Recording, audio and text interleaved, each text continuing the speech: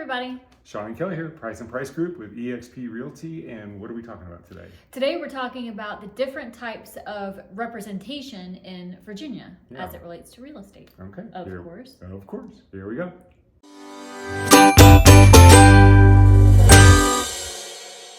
All right, so we are going to talk about what it means to actually have a realtor, but first, before we get to that, everybody wants to know how you feeling. Thank you for the well wishes, guys. That was really really great. I feel much better. It's been a weird week, but got to go back to the gym sometime. It's been a nice week off, right? Yeah. All right, so we're going to dive into what it means to have an agent in Virginia, why you need one, what the protections are, what the different types of agency are. A lot of parties in the real estate transactions, they don't understand what representation means. They just think that they have an agent that's just doing the work for them. Yeah, we'll probably point out a couple of this is where it could go way wrong. So there's that. Okay, so the first thing we want to make very clear, Kelly's going to cover brokerages and what this means. Right.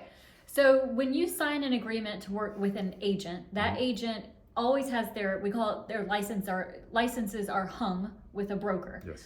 So your actual agreement is signed with that broker, the broker of record. So that's the house that the agent works within. Yep. Right. So your agent is representative of that broker that you have the agreement with. Yep. This is really cool and really important. This is why the brokerages matter almost as much as the agents, right? Because agents, if we have a really great broker and they're backed by some pretty awesome attorneys and all this kind of stuff, we have someone we go to for the things that come up that we've never dealt with. Yep. And I mean, even the most seasoned agents, I've asked them, I'm like, so do you know everything? Nothing's new. And they still say no transaction is the same. They're always learning something new. Laws change. So that's very important. Also, your agent is important. You have to have somebody. I'm getting on a thing, aren't I? So let's get out of breath. So the brokerage is very important. Yes. But the brokerage doesn't sell your house. So you can have two agents from the same brokerage that come to you and talk to you about something, and they can be completely different. So the agent is very important, but who is supporting the agent is the brokerage, and Kelly's right, that is absolutely important. So what is an example of a brokerage? eXp Realty, that's our brokerage. Keller Williams. Samson, McInerney, Long and Foster. There's so many brokerages, and they're all known to us as, oh, that's this kind of broker, or that kind of broker.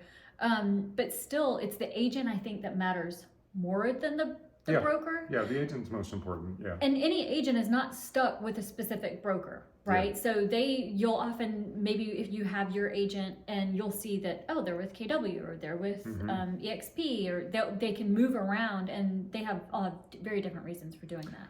Good point, because sometimes an agent will go to a brokerage for the simple fact that brokerage gives them the ability to cut their fees, and shows you that agent does not know how to negotiate, so they're looking how to, they're not going to negotiate for your money as well. So the agent's brokerage does matter from that perspective as well. It really does. So and you can also work with, your agent can be a broker associate, which means they have their broker's license, but they're hung under a different broker, right? And that just means they've got a little bit more training and qualification. They may have been in it longer, or even not as long as other agents. They just...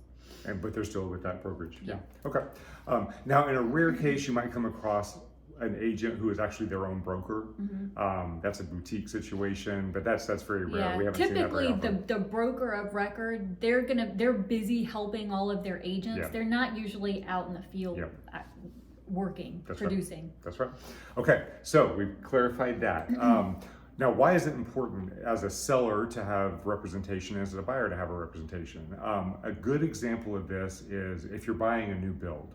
So if you walk into a model showroom for a new build, or a model home for a new build, the sales reps that are there, they're very helpful. We work with several builders. They're very helpful. They're great people. They are honest very people, knowledgeable about very their knowledgeable. products, and But the fact of the matter is that they represent the seller. and some are licensed in real estate and some are not. Yeah, some are don't just have to be. employed by the builder. Yep. So while they're helping you, it's not like when you walk into Radio Shack and you're buying. Well, you don't walk into Radio Shack anymore. That's so funny. You walk into a store and they're helping you buy a product. Yeah. That is true. They are helping you buy a house, but in that transaction, they represent the builder. So there are things that if you aren't aware that you need to ask, they don't necessarily have to bring it up to you. Yeah. For example, in a new Landscaping build, and appraisals, that can get really kind of crazy. you have appraisal contingencies, the fact that you can do inspections at different phases during the build process. If you don't know to ask for those things, they're not just going to volunteer them. So Right. you want to have representation so you know how to ask in all situations. Yeah.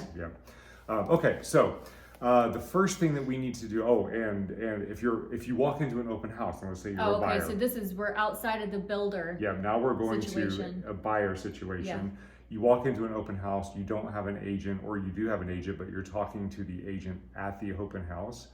Anything you say to that agent, if that agent represents the seller, they can use against you in negotiations. And they do. Like, And they do. we listen to Yeah. what people are saying. You know, Yeah. when we hold open houses, oftentimes there are more than just one of us. Yeah. And, you know, we're kind of wandering around and we're listening. And if you think that it's a secret that you say, oh my gosh, let's start at 725. But Yep. dude, I would go to 790. I'd go to 8. Yep. They're going to know that, Yep. right? And you put in the offer and it might be great and wonderful at 725. Now they know they're going to counter it. Yep, and they're going to counter. And okay, so that might And that's seem not a little, the only scenario. No, and that might seem a little dishonest. So why is that the situation? Well, that's why we get into representation. So the first representation we want to talk about is seller representation. Mm-hmm. So in the scenario Kelly just gave, if that was us in that open house. So let's say I'm the seller's agent, Okay. right? So you have a fiduciary responsibility to look Right. out for that seller. So it's your job to let them know. Fiduciary means I am obligated to their very best well-being, to doing and serving them exactly how and what to meet their goals as best I can within the scope of the law and how real estate And works. ethics, yeah. Right? Yep. Above Kelly's interest. Right. Above the buyer's interest. Yeah. Now she has to be truthful and honest, but If there are material facts, Yeah. I have to let Disclose everybody it. know, right? Yeah. If they say, well, we don't want to show to certain people, that's a no-go. We don't do that. Yeah. But if they say, hey, I'm only gonna, like as a buyer's agent, if the commission, oh, well, I'm only gonna show these commission. No. Our commission doesn't matter, right? Yeah. It's if you want to see it, we show it. And that's how that works. That's right. That's fiduciary. It's you first. Yep. Also, as a seller representative, so the way that you become a seller's agent or a seller's representative is to sign a listing agreement. So that's a seller representation agreement. So we have fiduciary responsibility, we have confidentiality, and we have looking out for their best interests. And we owe this. Yes. We have. It is We in are your best. obligated. We're obligated. If we hear conversations like that, Yep. I am obligated to come and say, "Guess what I heard? I know what Yep. they're going to do. I have to do this." Yep, and we can advise. We can advise on what our opinions are and what people should do. Yes. Ultimately, it's a seller's decision, but we can advise. Yes. Okay, so the next type of representation is buyer representation. Now, this one's the one that gets a little bit confusing because as a buyer, you walk into a property, even if you meet an agent. Let's say you call Zillow and you meet an agent at that property, and the buyer's or the agent's there, and then the buyer comes in, and you meet them. You don't have representation. Now, that agent coming from Zillow is typically not the seller's agent because Zillow works with buyer's agents, but until there's a signed agreement, that agent is not your representative. Now, there is the intent. So if that agent starts showing you a lot of different properties, there can be an intent of representation, but to Right. get it in writing and get yourself protected, you want to sign a buyer-broker agreement because that establishes fiduciary, that Right. establishes confidentiality, and establishes the best interest. Okay, and let me say something here, right? Mhm. It's going to be very rare, I think, for you to have a buyer's agent forcing you into this representative Yes. agreement very quickly. Yeah. It's really, we don't really need to force it. It behooves you to have that Yes. because we're not just opening doors for you, which we wouldn't do anyway, but some would. But we actually are obligated to make sure that you are looking at the properties that fit your needs, everything that you've laid out, right? And I haven't seen any agents that have said that they would not let someone out of it or charge. Yeah. So there's an escape clause in that BVA. Yeah, I mean, you get out of it. It's not binding or anything like that unless they're procuring for the sale and whatnot. But that's important. Okay, so that's buyer agency and seller Yeah, did we hit that very well? I think so. I think we clarified it pretty well. I mean, I understand it. Yeah, if you have any questions, let us know. Now here's where we get into confusion. Okay, so we have. If you're not already. If you're not totally confused. There are two types of representation that could be a conflict of interest. Yeah, and you'll have to check whether you're a seller or a buyer. It'll be a part of your contract. You'll have to check a box for these two to say, yes, I agree to this, or no, I don't. Yep. And those are designated representation and dual representation. Yep. So the first one, designated. Yay, Let's this say one's that, easy. Let's say that I am an agent and Kelly is an agent and we're not husband and wife, so we have clients, right? Let's say that we are husband and wife and we still have clients, so. But let's say in this example we're not, because we're going to do designated representation. Okay. I mean, you made it sound like as husband and wife we don't have clients. Okay, we have a ton of clients. We have like the greatest number of clients we have ever. Like so many clients. We have the best clients ever. You're so. Okay. So back on track, everybody. Yes. So we are two agents. We are not related. Okay. But we do both hang our licenses with EXP. And so, I work over here with some other team who's awesome with EXP. And I work with myself because I'm an awesome team. All by himself. Okay, so I am the listing agent. She's the buyer's agent. She has representation with the buyer. I have representation with the seller, which means that EXP, our brokerage, has representation with both. Right. Okay, so that's a potential conflict. Yes, right? Because the agent cannot represent both sides of the transaction. If our broker's fiduciary owes everything to the seller and owes everything to the buyer, how does that work? Right? Well, the broker is going to designate, hence designated agency, designated representation. I'm using Florida terms. They're going to designate Kelly to represent the buyer and designate me to represent the seller. So the buyer and the seller still have all of their benefits. They still have full protection, full confidentiality, and full fiduciary. Yeah, because in this instance, we don't owe each other giving the backroom information. That's right. And in that situation, you, as the buyer and seller in that transaction, would have to sign a disclosure stating that you know that designated representation is occurring. All right, and the last type of representation is dual representation. And so in this situation, it can get really hairy. Okay, so Kelly, go for it. Okay, so let's say I represent the seller and I have this listing. Okay. Go. And let's say that you represent the buyer. And your buyer wants to go into this listing and look at because I've been showing them properties all here and they're like, wow, I just saw this one come up and I'm thinking, as a matter of fact, this one might be perfect for you. So I just listed it and I thought of you immediately. So you bring this buyer to this property and this buyer wants to write an offer. Yes. This buyer that you represent for the buyer. So I know everything. Yes. I know everything. Yeah. So what's the problem with that? Because you know all of the all of the strategic information about the seller and the strategic information about the buyer. Right. And you have a fiduciary responsibility to both parties. To both. And you have confidentiality with both parties. Right. What's the problem? This is a huge problem. I cannot be two people, okay? So I'm like only one person.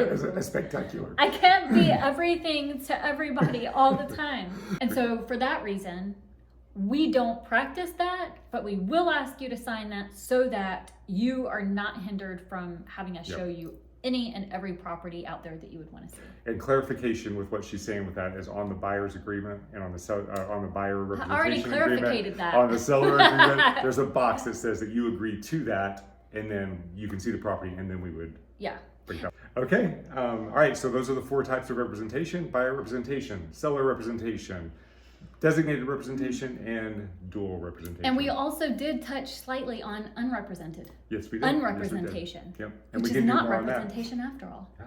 What is it? The lack of representation. The lack. The lack of. Fiduciary, yes. Shady business. Shady business. Fizbos. Fizbos. All right. Anyway, okay. We may not say that because then people are going to get all up in arms. I think FISBOs boats are awesome. So much editing to do. All right. So if you have any questions, please feel free to reach out to us. Oh, wait. No, I'm doing my hair. Okay, no. So that's it. I in a nutshell of sorts. If you have any questions, reach out to us and ask them.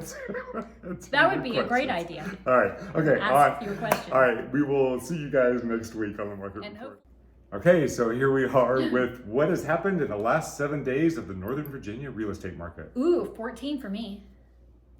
So here we go. This is what's happened the last 7 days. Kelly is with us yet again. I know it's been 14 days because she was sick last week, but looks like you're going to be a regular part of these. Remember, it has to be under 5 minutes.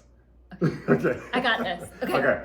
Yeah, All right. I got it. So, what are we feeling in the market before we get into the numbers? We're feeling a whole lot of action. A whole lot of action. We have properties that are flying off the market. We're getting properties under contract while they're incoming soon status, sight unseen. Yes. We're seeing properties that are flying off the market. Waiving contingencies. We already said flying off the market, and that they are. I said it again.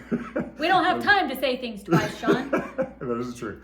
So yes, Kelly is absolutely right. Properties are flying off this market.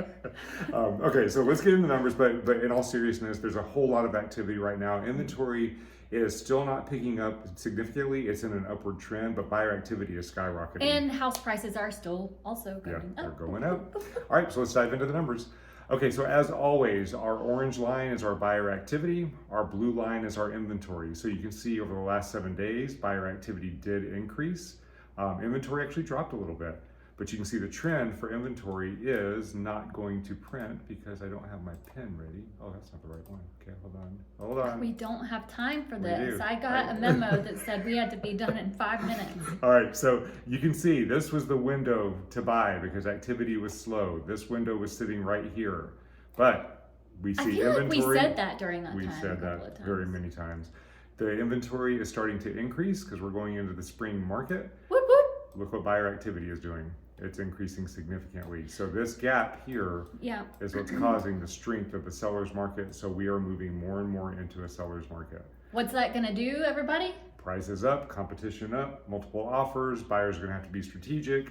All that money that you're hoping to save as the interest rates go down is going to be spent on and more on having to bid up above asking price. So, that's correct. Yep. So if you have any questions about this, buyers, and all the strategery that we can get you into a great house, waiving contingencies, but not necessarily going without. Yeah, how would we do that? Oh my gosh, that's a whole other video. Not a 5-minute. Okay. Sorry. In all seriousness, if you're a buyer, don't wait until spring. Each week it's getting more and more intense. We can show you how to do this. We've gotten buyers on contract successfully this last couple weeks, but it's getting more and more competitive. Sellers, hit the market now.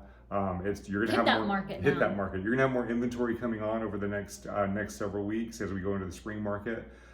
Buyer activity is going to be going up, but you're going to have more competition. So it's just a great time to be in the market. It's the best time to get in the market. Don't wait for summer because it's great and easy for when the kids need to leave school. Yeah. Because there are ways that you can not have to leave your house and go into contract in the spring. Keeping it really fast. That's another video. That's a whole other video. Yeah, not to be done in 5 minutes. Come on. I'm just messing with you.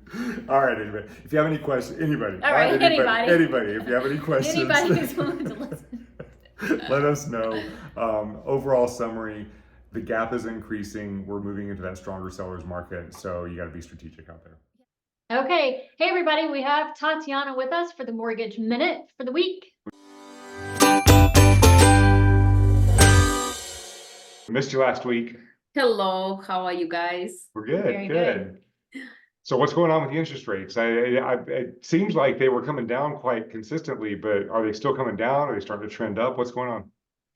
Yeah, so the interest rates actually increased due to the year-over-year core consumer price index. Right here you can see that now rate is 7.09%. I know we missed last week. It was lower, and week before it was 6.609, I believe. Yeah. So, and the core consumer price index, short for core CPI, measures the changes in the price of goods and services. excluding food and energy coming, so it came in at 3.9 versus 3.7, and this is an expected 3.7. So that's an indication that prices, food, clothing, shelter, goods, and services that were paid by consumers are still higher than expected. So as a result, Fed will likely delay the beginning of the rate decrease. Okay. But with today's retail sales numbers that came in significantly lower than expected, a slight contradiction to what happened yesterday. So that's a sign that consumers are feeling prices increases, which could signal the Fed to consider lowering the rate soon. So as you can see, it's not, It's a balancing act, Yeah. right. Yeah, it's not white or black. It's really hard to predict what's gonna happen. We can just kind of like listen and see the data and listen for the comments and do base predictions on those comments and whatever the data comes in. But in the meantime, the immediate reaction of the rates was to go up. And this is just a good example of, when we talk about not trying to time the market. We have so many people kind of sitting on the sideline right now waiting for the rates to continue coming down. Well, now they're up a little bit, and if they had locked rates last week, it'd be a completely different scenario than it is this week. So it's just a matter of like making a decision, just doing the best you can, and then going from there. Because we're back up over 7. Yeah. And always knowing that you can refinance. Yep. Right? If the rates drop, that's always something to keep in mind. Yep. Okay, so in response to the interest rates, we've had a lot of VA assumption loans that have been coming down the pipe. And I've been hearing that they're taking a lot longer than normal to happen. So how does that work? How does someone assume a VA loan? What are the rules behind it? And what's the process for that whole thing? Yeah, so the assumption itself, what does it mean? It means that the buyer could take over the current mortgage that sellers have, right? And keeping that interest rate and everything? And exactly, so keeping the same terms, they just basically taking over the existing mortgage and releasing sellers from the liability, taken over, but they have to qualify for it. So the process is that they have to contact the bank that is holding the current mortgage. They would do the application to make sure that buyers qualify to take over. So there's some potential benefits of that, right? So we have significant monthly savings. If right now interest rates 7% on VA, they're lower. It's government programs, they're in mid 6%. Versus the sellers probably have 2-3%. Even if it's 4, it's still a lot of savings for the potential buyers. And the cost and fees are lower. VA funding fee would be only 0.5% of the loan amount versus typically, it's 2.3% or even 3.5%, depending on, whether it's a first time user of VA loan or not. So potential challenges with that is, just like you mentioned, the process could take longer. Actually, this is last bullet point. Let me start the first one. Cashing out equity. What do I mean by this? Is the seller, of course, when they sell the house and they give in that loan to be, I assume they still want to get their cash, their equity in the house, right? So let's say the house is $1 million. We just have easy numbers, and the loan amount is 700,000. They want the 300,000. They want to take money out. So what it means that when buyer assumes the $700,000 loan, they have to come up with 300,000 difference. Okay. So And they can't finance that. correct, on VA loan, you have to come up with cash. And some other loans, like FHA, you might be able to get secondary financing.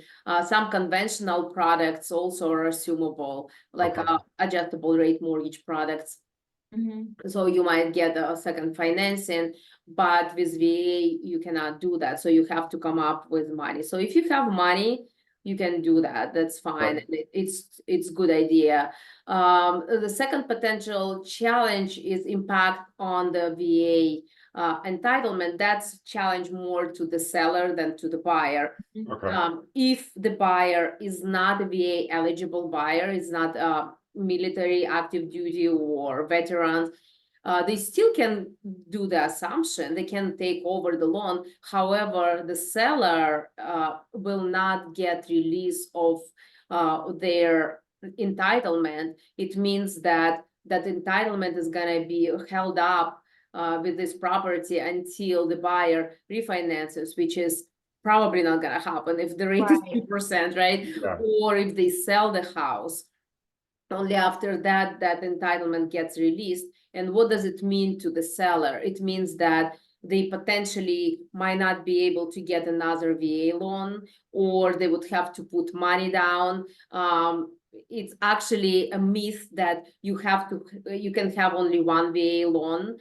You can have multiple VA loans, but it all depends on how much entitlement was used up and how much entitlement you need to use for the new loan. And that's a formula that we use to determine, do they need to put money down or not on the new VA loan. And so is it possible? So if they didn't use a whole lot of their entitlement on the one that is being assumed by a non-qualified buyer, is it there a realm of possibility that they might be able to get their next house with a zero down? And it's possible, depends on how much eligibility or entitlement was used on current home and how much they need on the new home. But also another potential issue that I could think of is, what if the buyer is gonna default on the loan? Right. Yeah. So that's gonna completely mess up their entitlement, because it's gonna be on the record that they defaulted on VA loan. And even though it's not the seller who defaulted, it's a new buyer, but it's their entitlement. So it defaulted on the entitlement, even though it was somebody else's credit. Now, if a qualified VA buyer assumed the loan and then they defaulted, then it would go against that buyer's entitlement, right? They're not risking the seller's entitlement anymore at that point. Exactly, because if it's a VA buyer who is assuming the loan, the entitlement is gonna get transferred to their entitlement and will release the sellers. So that would be the best case scenario, is another VA buyer, qualified buyer, coming in and assuming a VA loan. Okay. That's correct. That's and then the lengthy process, how long would that process take on a good file, a straightforward file? So the full disclaimer, I don't do assumptions, because assumptions are done by the bank that holds the current loan, right? So I'm dealing with new transactions. I'm not dealing with already existing mortgages. Yeah. Right. What I heard, because I'm in the industry, right, and we talk and share the experiences, I've heard that it could be 60 days process.